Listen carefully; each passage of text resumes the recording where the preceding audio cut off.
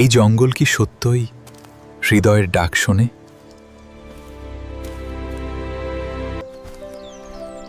তুমি কি সেই পথপ্রদর্শক যার কথা দাদি বলতেন?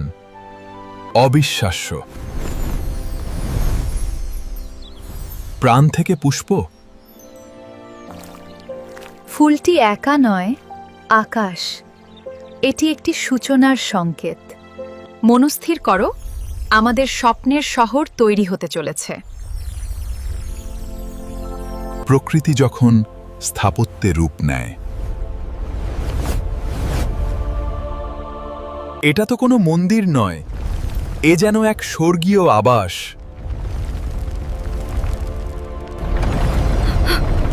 ভিতরে এসো আকাশ, আমাদের পৃথিবী এখানেই।